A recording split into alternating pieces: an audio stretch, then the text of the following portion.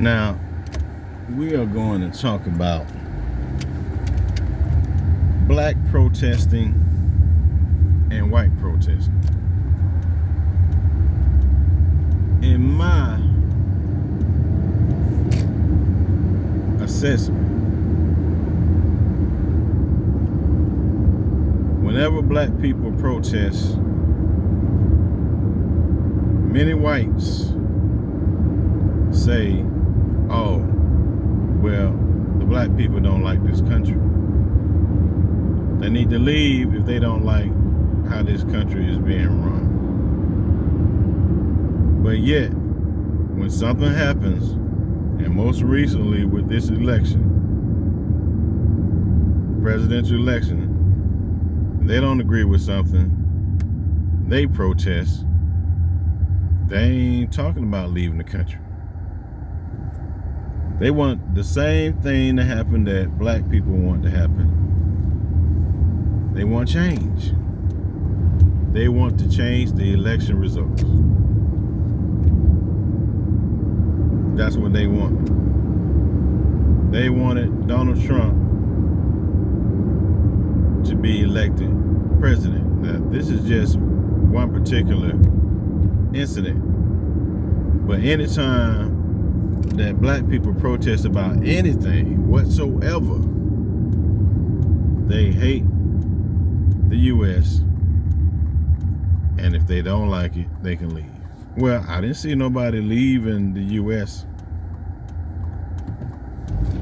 after protesting the election results. I didn't see a whole bunch of people getting on the plane and leaving. You know what they did? They protested. And they will say, we have a constitutional right to protest. But they ain't saying nothing about a constitutional right by blacks to protest. That never comes up. Now they say, oh, black people that riding, they're in the streets, they're burning cars, they're looting. But when white people stormed the freaking Capitol,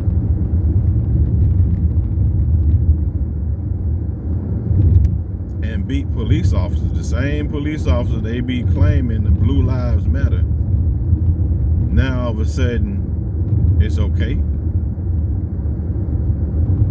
See, before, they really didn't have no reason to be out there in the streets strongly protesting and doing all these things, because most of the time things going their way. It's going their way.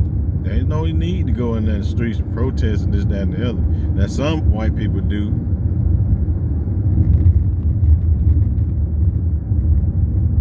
And they do get in fights.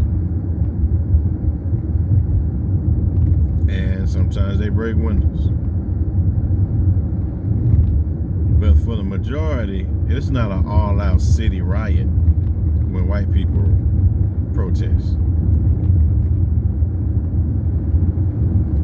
And the main reason is they're not protesting their way of life. They're protesting ideas. They're not protesting a way of life.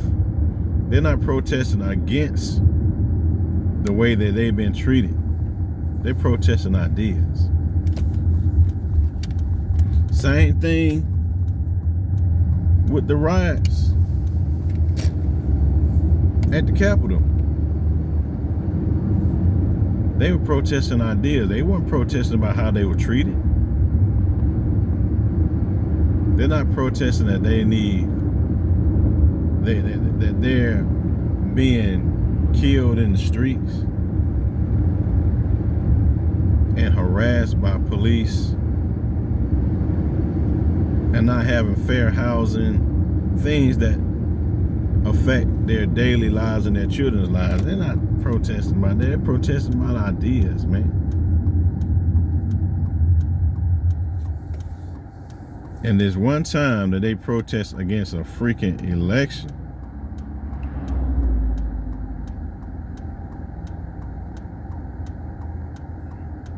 They want to storm the Capitol and take over. You know how many times black people could have done that? and would have been looked at as legitimate in storming the freaking government, the same government that keeps them oppressed.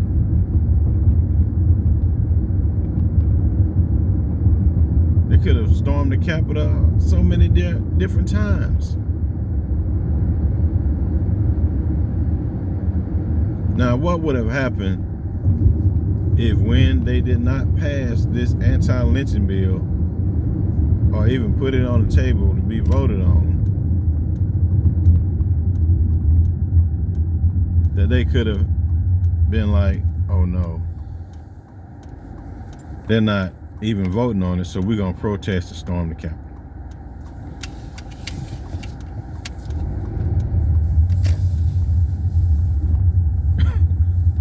Right? I mean, it sounds crazy, right? Storming the Capitol because a bill wasn't passed.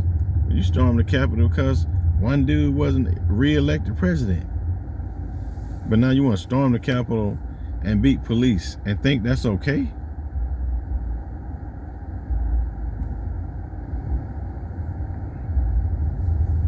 Man, I just want you to answer the question, like, what is the difference between a black person protesting and a white person protesting? What's the difference? Because white people think there is a difference.